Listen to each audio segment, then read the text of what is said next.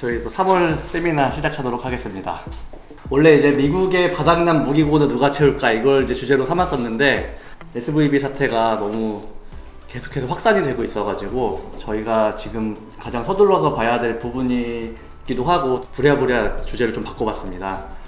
그래서 지금 SVB 사태가 뭐 사실상 금융위기죠. 근데 이게 과연 서브프라임 때까지 갈 건가에 대해서 저희가 자체적으로 조사하고 또 다른 전문가들은 어떤 생각 갖고 있는지 이런 순서로 살펴보도록 하겠습니다. 지난달에 이제 킹달러가 다시 올 수도 있다 이런 말씀 드렸었죠.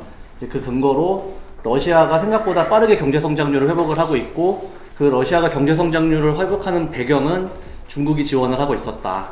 그래서 전쟁이 생각보다 빨리 끝날 것 같지가 않더라.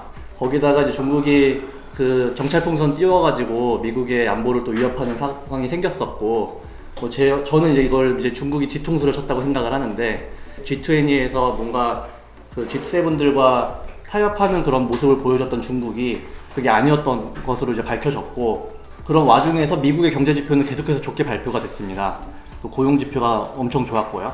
거기에다가 물가 하락을 방해하는 이제 증시의 상승이 있었죠. 그래서 그런 부분들 때문에 중국을 견제하기 위해서 미국이 인플레이션을 잡기 위해서 연준은 고강도 긴축으로 다시 돌아갈 수 있겠다. 만약에 그렇게 된다면 달러 강세가 시작되면서 증시 조정이 올 수 있을 것이다. 이제 이런 말씀을 드렸었습니다. 그런데 이제 킹달러가 예전만큼 오진 않았어요. 근데 그렇게 오지 않았던 배경에는 뭐 일부 전문가들은 미국의 경제가 안 좋아서라고 하시는 분들도 있으신데 제 생각은 좀 다릅니다. 유로화가 강했어요. 달러 인덱스를 차지하는 여러 가지 그런 요인 중에 한 26% 정도를 유로화가 차지하고 있는데 유럽이 생각보다 이제 기온이 높으면서 에너지 위기로 이어지지 않았고 또 중국이 리오프닝을 한다고 하면서 경제 성장률 전망치가 올라갔거든요. 그러다 보니까 금리를 강하게 올릴 수 있는 그런 여건이 조성이 됐고 그로 인해서 유로화가 생각보다 강세를 보였죠. 그래서 미국에서는 증시가 하락하고 이런 금융위기로 이어질 만한 그런 상황들이 벌어졌지만 생각보다 유럽이 괜찮았기 때문에 달러가 강하게 많이 오르진 않았습니다만은 그래도 약달러가 진정이 되면서 증시의 조정으로 이어졌다 정도를 이렇게 정리를 해드릴 수 있을 것 같고요. 그렇게 됐던 이제 배경이 이렇게 4.1%까지 내려왔던 미국의 2년물 수익률이 5%까지 올라갔습니다. 작년 10월에 큰 조정이 왔을 때가 4.8%였었거든요. 미국 2년물 금리가.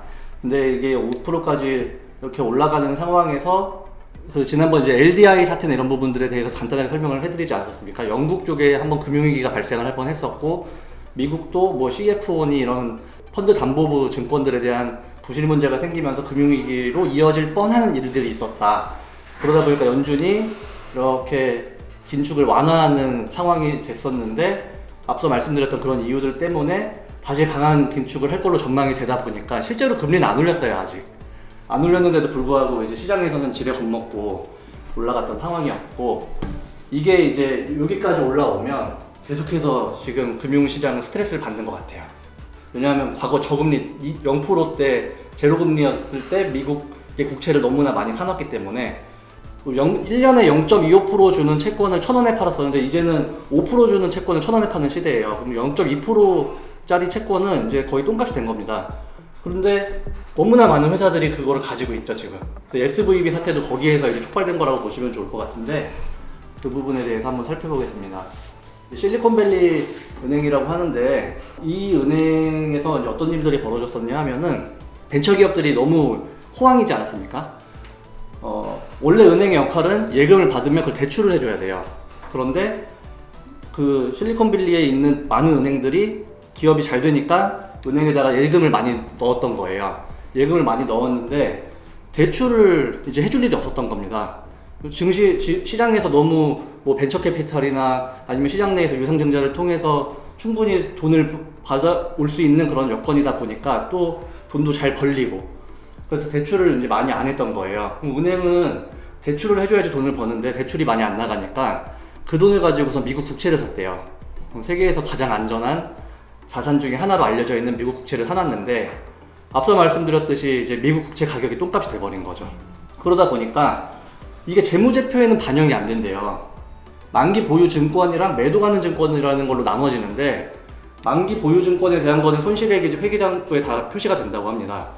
근데 만기 보유 증권 같은 경우에는 그게 표시가 안 된대요. 실제로는 마이너스가 나 있는 상태이지만 재무제표상에서는 그게 표현이 안 되는 거죠. 그런데 최근에 이제 금리가 급격하게 올라가면서 경제 위기의 가능성이 생기다 보니까 또 뱅크런의 가능성이 생기다 보니까 소규모 은행에 있던 자금들을 이제 빼가려고 하는 사람들이 많아진 거예요. 조금 더 안전한 은행으로 옮기자. 그런데 예전에는 은행에 가서 돈을 찾았어야 되는데 이제는 딱 핸드폰 꺼내가지고 딱 들어가서 딱 누르면 바로 이체되지 않습니까? 그러니까 돈이 삽시간에 이제 인출이 돼버리기 시작을 한 겁니다. 그럼 은행은 돈을 지급을 하려면 현금이 있어야 되는데 현금으로 미국 국채를 사놨잖아요. 그럼 이 미국 국채를 팔아서 줘야 되는 그런 상황인데 이걸 팔려니 지금 이제 똥값이 돼 있어가지고 만기까지만 가면 원금은 건지는데 지금 파면은 원금도 못 건지는 그런 상황이 돼버린 거죠. 그러다 보니까 이제 미국 정부에서 급하게 예금자 보호를 해주겠다 하면서 이제 예금 인출을 할 수 있게끔 이제 구제금융은 아니라고 하는데 사실상의 구제금융을 이제 해줍니다. 그러면서 이제 이 위기를 잘 넘겼는데 문제는 이와 비슷한 은행이 한 20여 개가 있어요. 그래서 지금 이제 뭐 시그니처 은행이 또 비슷한 상황이 생겨가지고 또 하루 만에 10조 원의 뱅크런이 생겼고 이런 은행들이 하나 두 개씩 계속 무너지기 시작하면 연쇄적으로 도산으로 이어지면서 금융위기로 가는 거 아니냐, 서브프라임 때처럼 이제 이 문제가 본격적으로 시작이 된 겁니다. 그러다 보니까 지난주 주말부터 해가지고 미 정부에서 본격적으로 나서서 예금자 보호 다 해주겠다, 걱정하지 말아라. 그래서 시장을 이제 안정화시키기 시작을 했어요. 그 덕분에 이제 시장이 어느 정도 회복을 했는데 유럽에서 이게 또 터집니다. 유럽에서 이제 크레딧 스위스라고 하는 거의 세계 랭킹이 탑10 안에 들어가는 스위스 2위 은행인데 이 은행이 또 한 번에 이제 파산 위기를 겪게 돼요. 이거 금융위기 때마다 나오는 은행 중에 하나예요. 상당히 그 투자를 공격적으로 하는 그 여러 가지 파트 중에서 IB 파트가 그렇게 하는 은행으로 많이 알려져 있는데 이미 작년에도 크레딧 스위스에 대해서는 문제가 있었거든요. 근데 잘 이렇게 넘어갔었습니다만은 이번에 또 한 번 회계감사 같은 거를 했어요. 근데 여기 안에서 발생한 손실이나 위험에 대한 거를 언급을 하지 않은 겁니다. 언급을 하지 않다 보니까 도대체 무슨 문제가 있길래 언급을 하지 않는 거야? 라는 이제 공포감이 생긴 거예요. 근데 이 크리에이티브 스위스 은행의 최대 주주가 사우디 은행인데 사우디 국립은행이 거의 9.9%의 지분을 가지고 있는데 이들이 지난번에는 이제 자금 지원을 해가지고 살아났는데 이번에는 자금 지원을 안 하겠다고 한 겁니다. 안 하겠다고 하다 보니까 시장은 더 놀라버린 거예요. 얼마나 사태가 심각하길래 최대 주주가 돈을 안 넣지? 하면서 뭐 하루에 막 20% 30%씩 주가가 빠지는 그런 상황이 벌어진 겁니다. 근데 이 역시도 스위스 중앙은행이 또 자금 수여를 해주면서 넘어갔어요. 그럼 또 다시 또 증시가 또 급등하는 그런 상황이 벌어졌었죠. 그리고 좀 전에 제가 기사 보니까 UBS라고 하는 스위스 1등 은행이 있는데 거기에서 뭐 인수하는 거에 대해서 지금 논의 중에 있다고 하더라고요. 본격적으로 논의 중에 있다. 그럼 이제 이런 문제들이 잘 넘어가면 영국의 LDI 사태가 그냥 잘 넘어갔듯이 미국과 유럽도 잘 넘어갈 수 있을 거라고 보여지는데 중요한 거는 앞서 말씀드렸듯이 그런 미국채를 보유하고 있어서 손해를 봤던 평가손이 발생한 은행의 숫자가 이렇게 20여 개가 된다는 겁니다. 이 은행들의 규모가 어떻게 되나 한번 살펴봤는데 지금 파산한 은행 두 개 규모가 이제 3천억 달러 정도가 돼요. 총 앞서 말씀드렸던 20여 개 회사의 시총을 살펴보면은 1조 2천억 달러 정도가 돼요. 근데 서브프라임 때 파산한 은행의 총 금액이 1조 6,800억 달러인 겁니다. 그때와 비슷한 규모죠. 그런데 리먼 사태 이후 전부터 계속해서 주가는 곤두박질 쳤었거든요. 근데 리먼 사태를 기점으로 해서 이제 미국에서 구제금융 해주면서 하락했던 증시가 이제 회복을 하고 했었는데 그 당시에 리먼 사태 전에 파산했던 은행의 규모가 430억 달러밖에 안 돼요. 한 10분의 1 정도밖에 안 됩니다. 그만큼 지금 이 두 은행의 규모는 큰 거라고 보시면 좋을 것 같고 그나마 이제 다행인 거는 이 은행에 투자했던 회사나 사람들은 돈을 받을 수 있으니까 문제가 없는데 지금 시장에서는 그 얘기가 많이 안 나오더라고요. 제 생각에는 여기에 투자한 사람들이 문제가 될 것 같아요. 국민연금만 보더라도 처음에 300억 손실 봤다고 했는데 국민연금이 위탁 운용하고 있는 그 회사들에서 그 손실본 금액을 다 하면은 3,200억 원 정도 된다고 하거든요. 그러면 다른 곳에서도 이런 은행들에다가 투자를 해서 또 ETF 가지고 있던 사람들 이게 다 들어가 있을 텐데 그 은행에 투자했던 회사들에서 문제가 터지면 이 문제는 상당히 커질 수도 있겠다. 네, 근데 이제 중요한 거는 그럼 주가가 어떻게 될 것이냐. 저희가 이제 관심 가져야 되는 이런 부분은 이 부분인데, 서브프라임 때 2008년도에도 미리 빠졌었습니다. 지금처럼. 미리 빠지다가 23.5% 정도 하락한 상태에서 리먼 사태 터지면서 한 23.7% 정도가 더 빠졌어요. 그래서 2092에서 1600선 왔다가 이게 900선까지 내려갔었는데, S&P 500도 보시면 20% 정도 빠졌다가 50% 정도 빠지는 이런 시장을 경험을 했었습니다. 그리고 한 6개월 뒤에 상승으로 전환을 하게 돼요. 미국에서 그 구제금융을 하면서. 근데 지금 현재 코스피를 보면 3300에서 직전 저점으로 보면 2150까지, 그러니까 34% 정도까지 이제 하락을 있는 상태입니다. 근데 이제 여기에서 최근에 좀 20% 정도 상승을 했었죠. 그래서 현재 하락해 있는 상태가 27% 정도인데, 그럼 만약에 이게 서브프라임 때와 같이 파생 상품으로 연결돼 가지고 많은 금융회사들이 도산을 하기 시작을 한다고 하면 추가적으로 40% 50%까지 하락을 할 수 있지 않겠느냐. 이건 정말 최악의 경우를 말씀드리는 거예요. 근데 그랬을 시에는 여기까지도 갈 수 있을 걸로 보여진다. 하지만 그 뭐 뒤쪽에서 말씀을 드리겠습니다만은 여기까지 갈 거라고 보지는 않고 있어요. 그 이유가 뭐냐 하면은 이 부분입니다. 이게 뭐냐 하면 미국이 이제 앞서 이런 상황이 벌어진 가장 큰 배경은 미국의 금리 인상의 가능성 때문 아닙니까? 미국이 0.25씩 꾸준하게 올린다고 얘기를 했었는데 갑자기 0.5를 또 올린다고 하니까 시장이 이제 놀래가지고 미국채 4.8% 위에서는 계속 문제가 터졌었는데 지금 0.5를 올린다고 하면 기준금리가 5.25가 되는 거거든요. 5.25가 되면 2년분은 더 올라가야지 정상이에요. 그러니까 빨리 이거 채권 사야 되는 거 아니야 하면서 안전자산 수요가 막 생기면서 지금은 다시 내려와 있는 상태인데, 여기 보시다시피 0.25의 가능성이 거의 없었습니다 원래. 근데 막 여기까지 올라가죠. 거의 80%까지 올라갔었어요. 그러다가 저 SVB 사태 터지니까 다시 뚝 떨어졌어요. 아예 없어져 버리고 5.0, 0.25 정도 올린다가 거의 지배적입니다. 그런데 금리를 동결할 수도 있다는 의견도 나왔어요. 그래서 지금 앞으로 3월 23일 날 FOMC가 있는데 뭐 결과가 어떻게 될지는 정확하게 저희가 알 수가 없겠지만, 현재 이런 그 미국 채권에 투자하고 있는 여러 전문가들의 의견을 종합해 봤을 때 그 금리를 강하게 빅스텝으로 가지는 않을 걸로 보여지고, 빅스텝으로 가지 않는다면 금융시장이 붕괴하면서 뭐 저렇게까지 폭락할 일은 없을 것 같다. 그게 이제 현재 저희가 가지고 있는 생각이고요. 여기에서 최근 한 이틀 사이에 좀 재밌는 일이 벌어졌어요. 원래는 22가 금리를 못 올릴 거라고 생각을 했거든요. 그러니까 22는 계속해서 0.5% 정도 올릴 거라고 얘기는 했습니다만은 스위스에서 저런 사태가 벌어지지 않았습니까? 근데 물론 스위스는 EU에 가입한 국가가 아니기 때문에 별도로 뭐 금리를 관리받기는 합니다만은 그래도 EU랑 상당히 이제 밀접한 관계가 있어서 지금 22가 기준금리를 0.5%까지는 못 올리지 않겠냐라고 보고 있었는데 그냥 올려버리더라고요. 0.5로 올려버렸어요. 근데 되게 재밌는 게 중국이 갑자기 금리를 내려버립니다. 중국이 금리를 내리기가 힘들거든요, 지금. 왜 그러냐면 미국의 금리가 벌써 5%대고 중국 기준금리 3%대인데 이렇게 되면 자금이 미국으로 다 가야 정상이에요.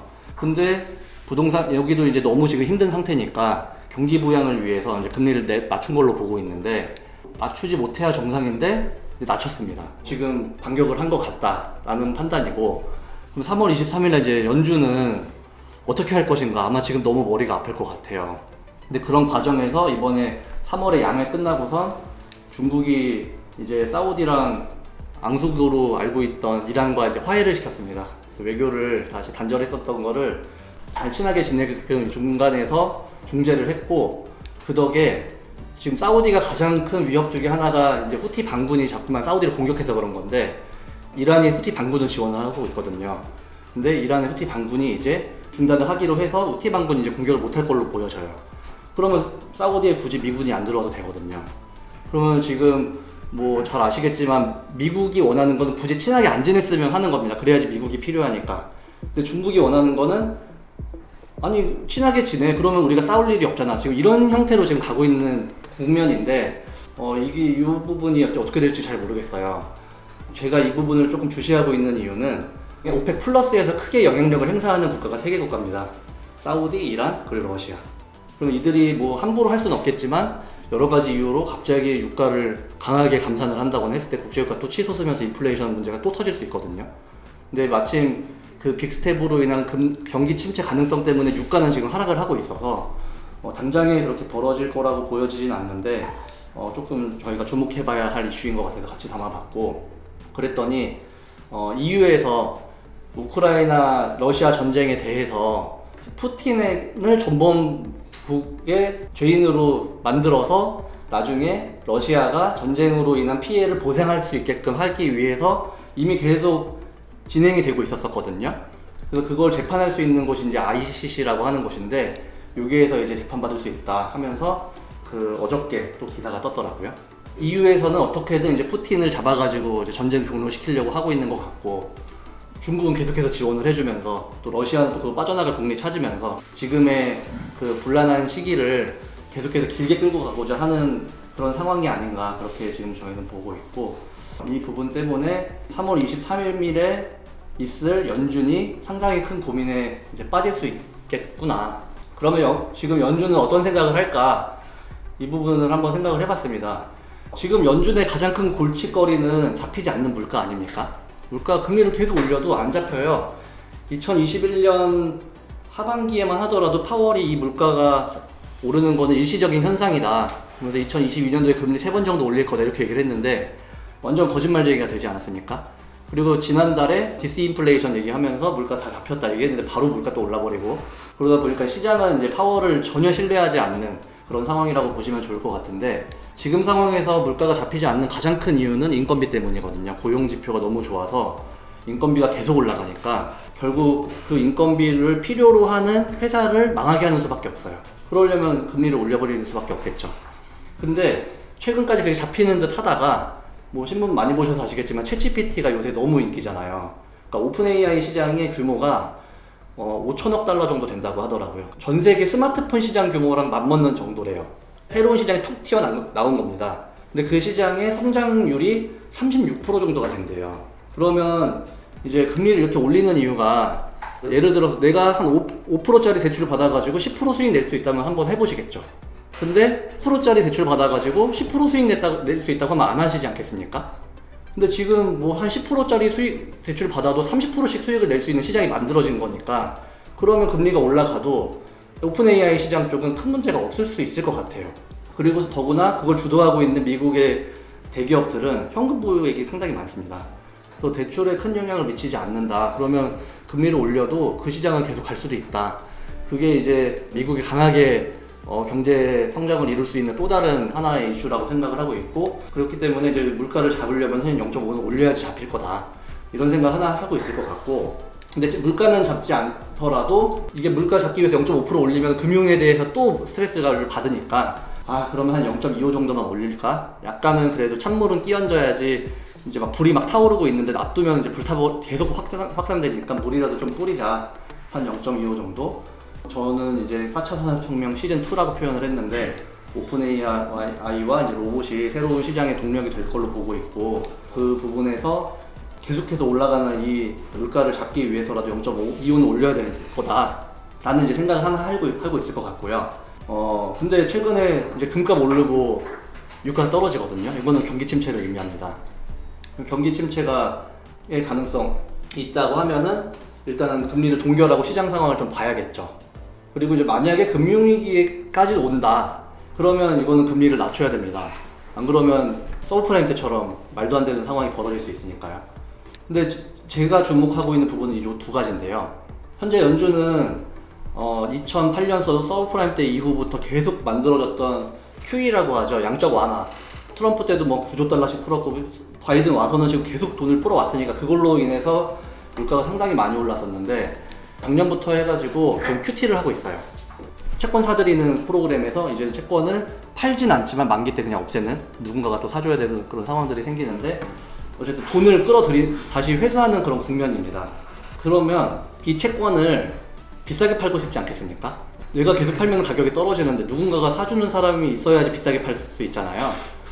그래서 연준은 계속해서 시장에 공포감을 조성하면서 전 세계에서 아직까지는 가장 안전하다고 사람들이 생각하는 자산이 미국 국채니까 연준이 팔고 싶은 거는 또 미국 국채이고, 그러니까 이제 이 부분을 계속 시장에서 안전자산 선호를 만들어서 값비싸게 팔 수 있게. 근데 수요가 없는 상태에서 미국이 QT를 계속하면은 또 금리가 또 올라가요. 그럼 금리 또 올라가면 또 금융위기의 가능성이 생기는 거니까 아마 적절하게 위기감을 조성하면서 QT를 하고 있는 게 아닐까. 그런 관점에서 보면 금리 인상을 포기할 수 없다. 그게 하나가 있고요.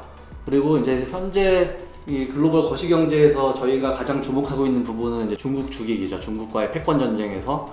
그리고 또 이제 중국 더 크게 봤을 때는 중국과 협력하고 있는 국가들이 다시 미국과 협력할 수 있게끔 만드는 그런 구조로 가는 과정, 그리고 그로 인해서 미국이 다시 2위 국가와 초격차를 벌리는 그런 걸 원한다고 보고 있는 시장에서 확실하게 지금 시장이 힘들어지면 뭔가 경제성장 동력이 있는 곳은 미국밖에 없거든요.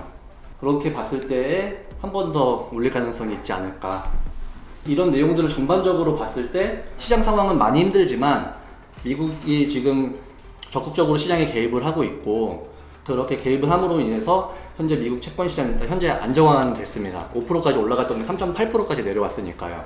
그리고 앞서서 보셨듯이 금리 인상 강도도 많이 낮아졌죠. 일단 안정화됐다라는 이유 때문에 강하게 빅스텝까지는 갈 필요가 없다. 그리고 4월부터는 CPI가 하락 요소가 많습니다. 지난달에도 말씀드렸지만 3월달에 발표된 CPI는 2월 물가고 4월달에 발표될 CPI는 3월 물가입니다. 근데 2월 24일에 전쟁이 터지면서 국제유가가 치솟기 시작을 했어요. 그게 130달러까지 갔었는데 현재 지금 65불까지 내려왔어요. 그러면 3월부터는 그 기저효과 때문에 에너지 가격이 계속 떨어집니다. 에너지 가격이 떨어지면서 에너지 가격뿐만 아니라 지금 곡물 가격도 많이 내려와 있는 상태고, 전쟁 전보다는 물가가 많이 하락한 걸 확인할 수 있는 지표들이 너무나 많기 때문에 4월부터는 CPI 하락 요소가 많고, 거기에 더해서 현재 미국의 그 노동 참여율이 또 증가를 하고 있다고 합니다. 미국의 인건비가 계속 올라갔던 이유 중에 하나는, 미국은 이제 경기가 좋으니까 회사에서는 계속 인력 수급을 해야 되는데 코로나 때문에 시장을 떠난 인력이 한 300만 명이 된대요. 거기다가 트럼프 때 또 반이민 정책 해가지고 불법 체류자들 다 내보내지 않았습니까? 그리고 또 중국에 있던 근로자들 또 돌아가고 각국으로 돌아가고 하다 보니까 전반적으로 인력이 부족해요. 거기다가 이제 정부에서 또 지원금을 주다 보니까 그 돈 가지고선 지금까지 살았던 거예요. 근데 이제 그 돈도 다 떨어져서 버티기가 힘든 상황까지 온 것 같아 보여요. 아시아계랑 그리고 이제 흑인들의 노동 참여율이 증가하고 있다고 해요. 근데 이게 뭘 의미하느냐 하면은 지금 현재 미국의 노동 인건비가 가장 높게 올라가고 있는 분야 중에 하나가 서비스업이거든요. 거기에 주로 많이 있는 사람들입니다. 그래서 거기 노동 인력이 들어오게 되면 인건비 문제가 좀 해결이 되면서 4월부터는 조금씩 이제 CPI가 하향되지 않을까.